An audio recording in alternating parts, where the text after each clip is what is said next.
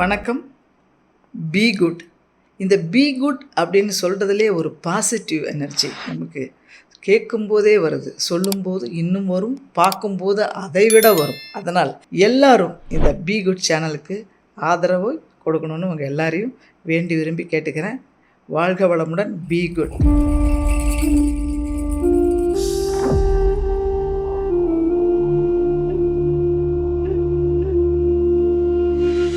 நேயர்களுக்கு என்னுடைய பணிவான வணக்கம். சமீபத்தில் என்னுடைய இனிய நண்பர் அவருடைய கவிதை நூல் வெளியீட்டு விழா மிகச்சிறப்பாக நடந்தது. அவரை பற்றி சொல்றதுக்கு முன்னாடி அவர் பணியாற்றிய சில படங்கள் சொல்றேன். ஆனந்தம், ரன், பேட்டை, பையா, தண்டை கோழி, வாரியர். இதெல்லாம் சொன்ன உடனே உங்களுக்கு என்ன ஞாபகம் வரும்? இயக்குனர் லிங்குசாமி சார் ஞாபகம் வரும் உங்களுக்கு. ஆமாம், அந்த லிங்குசாமி சாருடைய எண்ணங்களுக்கு எழுத்து வடிவமாக்கி திரையில் அதை ஒரு ஓவியமாக தந்தவர் தான் என்னுடைய நண்பர் திரு பிருந்தா சாரதி அவர்கள்.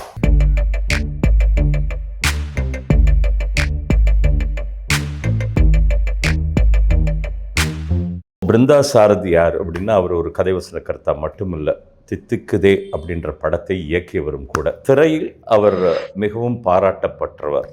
ஆனால் அவர் போற்றப்பட்ட இடம் எது தெரியுங்களா? அது ஒரு கவிஞராக. ஆமாம், அவருக்கு இன்னொரு முகம் இருக்கு.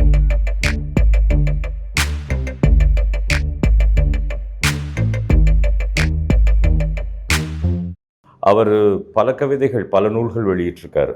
இவருக்கு கிடைச்ச மிகப்பெரிய சிறப்பு பார்த்தீங்கன்னா, அதாவது கவிக்கோ அப்துல் ரஹ்மான் அவர்கள் அமரரான பிறகு அவருடைய ஆன்மா ஆணையிட்டது என்ன? என்னுடைய ஆவணப்படத்தை பிருந்தா சாரதி தான் செய்ய வேண்டும் என்று.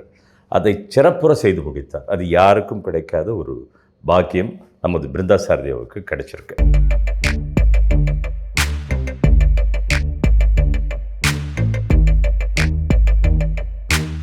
ஒரு கவிதை வெறும்ன ஒரு அலங்காரம் மட்டும் இல்லாமல் நம்மளை கரங்கடிக்கிறதா மட்டும் இருக்கக்கூடாது. அதாவது நம்மளை கறக்கத்திலிருந்து வெளியே கொண்டு வந்து இப்போ நம்ம எங்கே இருக்கோம், நாம் எதை நோக்கி போகிறோம் அப்படிங்கிற ஒரு வழிகாட்டியாக இருக்கும். அப்படித்தான் பிருந்தா சாரதி அவர்களுடைய கவிதை இருந்தது. அதனால தான் அவருடைய சில கவிதைகள் கல்லூரியில் பாடப்புத்தகத்திலும் வைக்கப்பட்டது. அப்பேற்பட்ட சிறப்பை திரு பிருந்தா சாரதி அவர்கள் பெற்றார்கள்.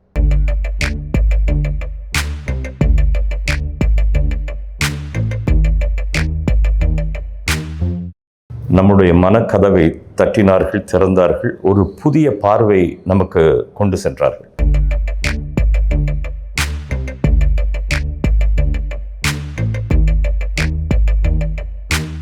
புதிய தலைமுறையை சேர்ந்த திரு கார்த்திகேயன் சொல்லும்போது ஒரு அழகான வார்த்தை சொன்னார். அதாவது 6 மணிக்கு இருந்தேன்னா 8 மணிக்கு இந்த பேச்சை கேட்கும்போது நான் வளர்ந்திருக்கிறேன் அப்படின்னார். அது கேட்குறதுக்கு ரொம்ப நல்லா இருந்தது. அதே போல் இப்போது நாம் கேட்கக்கூடிய இந்த பேச்சுகள் எல்லாம் கேட்டிங்கன்னா, நம்ம இது வரைக்கும் எப்படி இருந்தோமோ இப்போது இந்த பேச்சை கேட்ட பிறகு நாம் மேலும் வளர்ந்திருப்போம். வாருங்கள், கேட்போம், மகிழ்வோம், வளர்வோம்.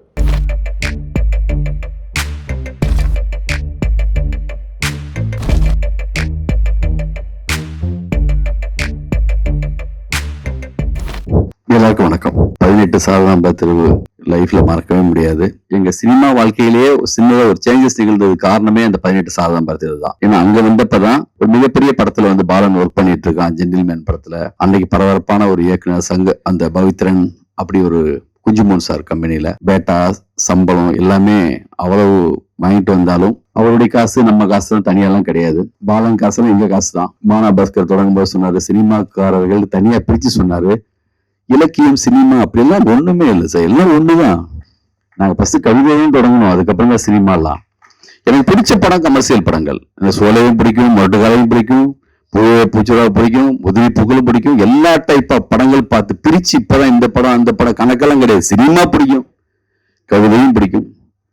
சினிமாக்காரர்கள் அந்த வார்த்தை பயன்படுத்துறதே நம்ம குமுதமே என்ன? 120 பேஜ்ல 200 பேஜ் சினிமா பற்றி தானே நீங்க எழுதுறீங்க, அப்புறம் என்ன தனியா? அதனால பிருந்தா சாரதி அவள் அப்படித்தான் மாதிரி அவன் அப்படித்தான் சொன்னார் இல்லையா? முதல்ல புஷ்கின் இலக்கிய பேரவைக்காக கவிதை அனுப்புறது எப்படின்னு சொல்லி 90களில் கும்பகோணத்துல அவர்கிட்ட நான் அப்போ எங்க ஊர்ல அவர் பெரிய நவீன நாடு கடத்தல்னு சொல்லி ஒரு கவிதை, கல்கியில 2வது பரிசோ 3வது பரிசோ பெற்ற ஒரு கவிதை. அப்போ அந்த ஏரியாவில் மிக முக்கியமான இடத்துல அப்பவே இந்த நவீன நாடு கடத்தல் இன்னைக்கு படிச்சீங்கன்னு சொன்னா இப்பவே வந்து அவ்வளவு தரமா இருக்கும். அவர்கிட்ட வந்து என்னன்னா அந்த பிருந்தாகிட்ட வந்து அந்த திமிர் ஒண்ணு இருக்குன்னு சொல்ற அப்படி இல்லை நம்ம பாலன். அது வந்து அவர் படிச்ச படிப்பு, அவர் வந்து அந்த வயசுலயே அவருக்கு ஏற்பட்ட அந்த அனுபவம், அதெல்லாம் தான். கரிச்சாங்குஞ்சி மாதிரி மிகப்பெரிய ரைட்டர்ஸ், எம்இ வெங்கட்ராம் மாதிரி அவங்களோட உட்காந்து சமமா பேசக்கூடிய ஒரு தகுதி, அவங்க அவருடைய நூல் கொடுத்து இதுக்கு ஏதாவது நீங்க வந்து மதிப்புரை கொடுங்க, என்ன மாதிரி இருக்குன்னு சொல்லுங்க சொல்ற அளவுக்கு அப்பவே அவர் வந்து என்னன்னா ஊர்லயே நடத்துவார். காந்தி பூங்கா பக்கத்துல முக்கியமான ரைட்டர்ஸ் எல்லாம் கூப்பிட்டு வச்சுட்டு அப்பவே அவர் வந்து இலக்கிய நிகழ்வுலாம் மிக பெருசு நிகழ்த்துறவர். நான் முதல்ல வந்து கவிதை எப்படி அனுப்புவேன் சொல்லிட்டு புஸ்கி கேட்கும்போது அப்ப கொஞ்சம் வெயிலா இருந்துச்சு. வாங்க நல்லா நின்று பேசலாம் அப்படின்னாரு. முதல் முறையாவே அப்படி ஒரு எனக்கு பயமா இருக்கும். பெருந்தா பார்த்தா என்ன ஒரு ஆளுமை, என்ன மாதிரி மிரட்டுறாரு. வந்து சனிக்கு வந்தப்ப அவர் ரூம்ல தான் நான் வந்து வந்தேன். அப்போவே வந்து வரும்போதே வேலையை உறுதி செஞ்சு தான் வந்தாரு. ஜேடிஜேரிட்ட ஆட் பிலிம்ல ஒர்க் பண்றதுக்கான உரிமையோட தான் வந்தாரு. எல்லாம் பரபரப்பா இருப்போம் பாலன் சொல்ற மாதிரி. அவர் பதறவே மாட்டாரு. அவர் நந்தா பெரியசாமி நம்ம டைரக்டர் இருக்கார்ல, இன்னைக்கு அவருடைய நூல் வெளியீட்டு விழா திருமாணிக்கம் புக்கு போடுறான், அதுக்கு நான் போக முடியல. அவன் வந்து சுறுசுறுப்பா இருக்கும்போது என்னடா இப்படி வந்து நீ வந்து இப்படி இருந்தா சினிமால வரவே முடியாது அப்படின்லாம் சொல்லும்போது பெருந்தா சொன்னார் அவன்கிட்ட, நான் சுண்டல் வியாபாரி கிடையாது, நான் சுறுசுறுப்பா இருக்கிறதுக்கு நான் வயிறு வியாபாரின்னு. தனக்கான வசனத்தை தான் சௌரியமான வசனங்களை தனக்காக எழுதி வச்சிருப்பாரு எப்பயுமே. மாமா வந்திருக்காங்க இங்க, ஒரு வார்த்தை ஒரு கமெண்ட் ஒண்ணு சொல்லணும். ஊர்ல இருந்து அப்போ வந்து எங்களுக்கு போன் எங்க ரூம்ல கிடையாது, மேலதான் ரூம் இருக்கும், மேல வந்து ஒரு ரூம்ல போன் இருக்கும். இப்ப மனைவியா இருக்கிறவங்க வந்து ஊர்ல இருந்து போன் பண்ணுவாங்க, நான் போய் அட்டன் பண்ணுவேன். அட்டன் பண்ணிட்டு வந்து சொல்லுவேன், என்ன இவரு பேசுறது எல்லாமே நம்ம வந்து என்ன அப்படி ஒரு ஆளுமையோட இருக்க மாதிரி. அவங்களுடைய இது கூட என்னன்னா அப்படிதான் கொஞ்சம் ஸ்ட்ராங்கா அப்படி பேசுவாங்க. நான் சும்மா அப்படியே சொன்னேன், என்னைய பயங்கர ஸ்ட்ராங்கா பேசுறாங்க, கொஞ்சம் அப்படி கொஞ்சம் கோளாரா இருக்கும் போது அப்படின்னு சொல்றாரு. கோளாறு தாண்டா, கோளாறு தங்கம் அப்படின்னு. அடிக்கிற கமெண்ட் எல்லாம் அப்படிதான் இருக்கும், அவர் பேசுற பேச்சு அப்படிதான் இருக்கும். நேத்து அலுவலகத்துல 3 நண்பர்கள் உள்ள உட்கார்ந்து இருக்காங்க, வெளியில பரவாயில்லப்பா கிளம்புனாரு. அவங்களுக்கு இன்விடேஷனை பத்தி சொல்றாரு, வெளியில இன்விடேஷன் இருக்கு 3 பேர் எடுத்துக்கோ, பஃபே அரேஞ்ச் பண்ணி வச்சிருக்கேன். பேச்சு அப்படி இருக்கும், ஆனா உள்ள எதுவுமே இருக்காது.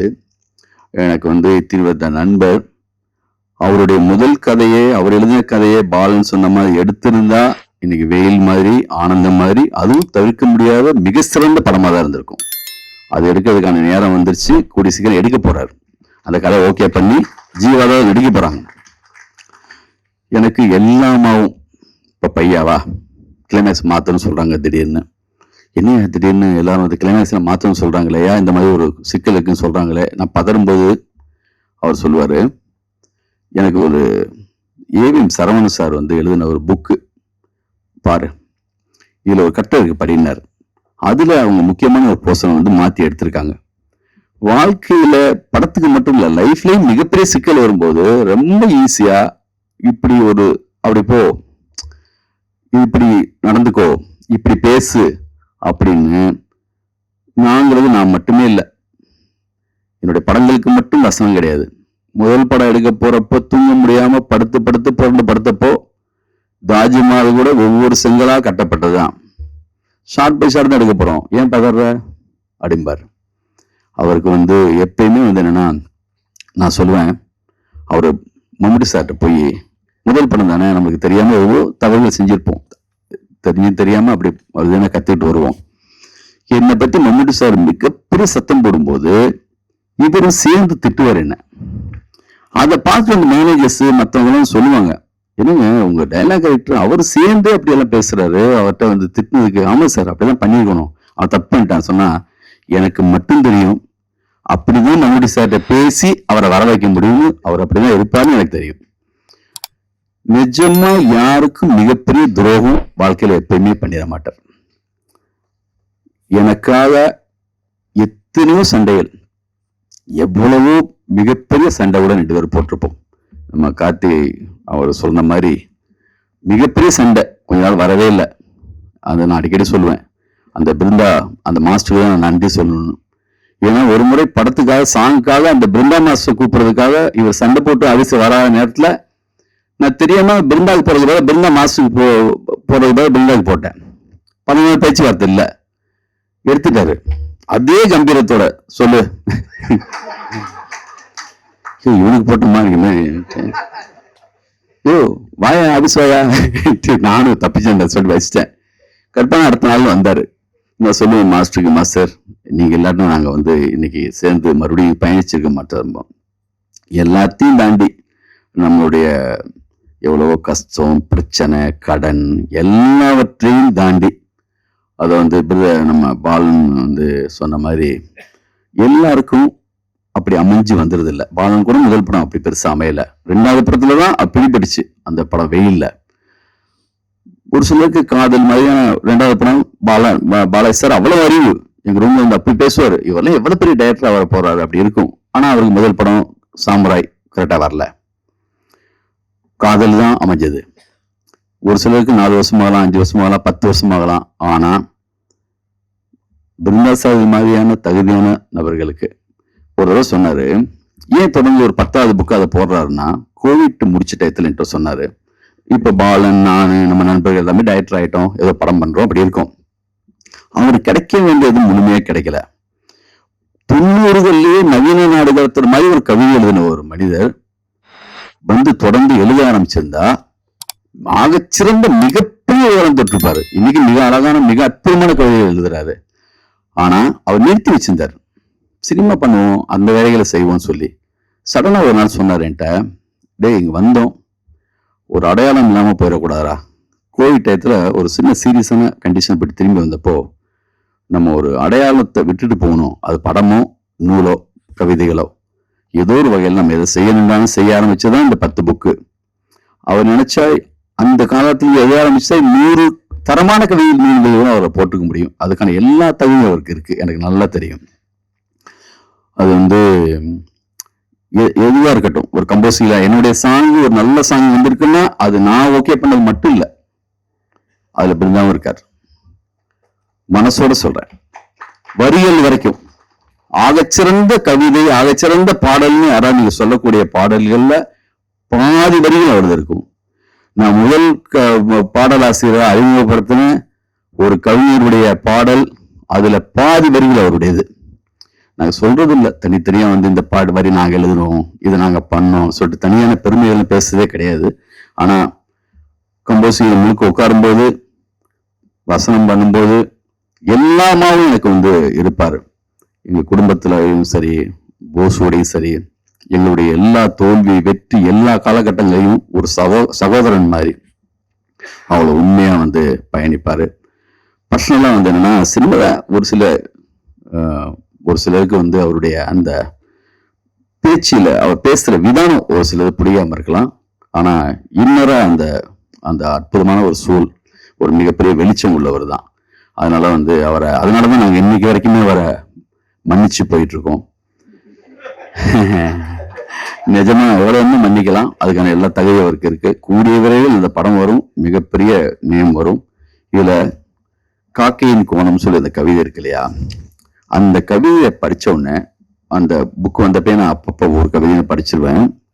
அந்த கவிதையில அவர் போன அந்த விதானம் இருக்குல்ல, ஃபுல்லா எல்லா ஆங்கிலையும் அதுல இருக்கிற எல்லா சொற்கள் விஷயங்களுடைய போனப்போ பார்த்துக்கும் போது அவர் தான் சொல்றாரு ஒரு தடவை, வால்மீகி எப்படி உருவானாரு, அந்த கம்பராமாயணம் எப்படி எழுதினார், வால்மீகியுடைய ராமாயணம் எப்படி உருவாச்சுங்கிறத பத்தி பிருந்தாவும் எனக்கு சொல்லியிருக்காரு.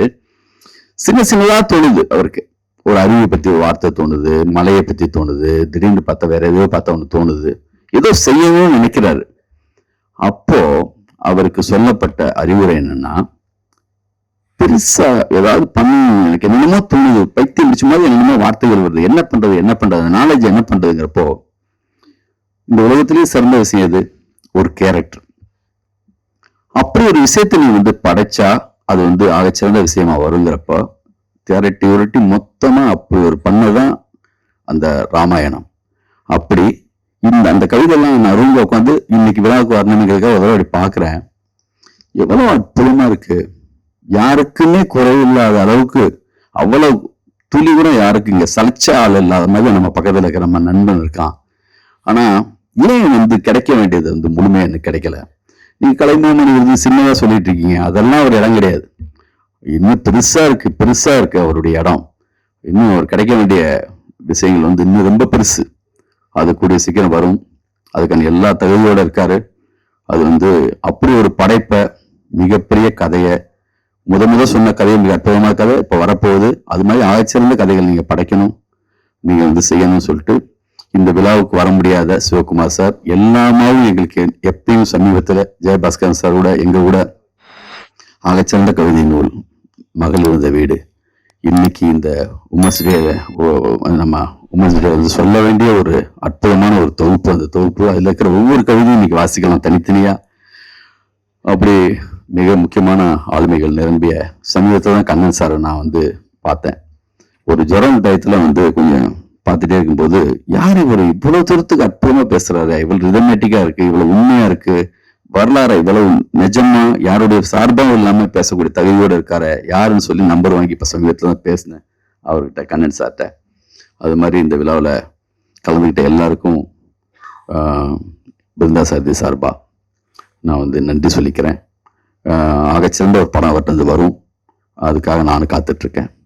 நன்றி, வணக்கம்.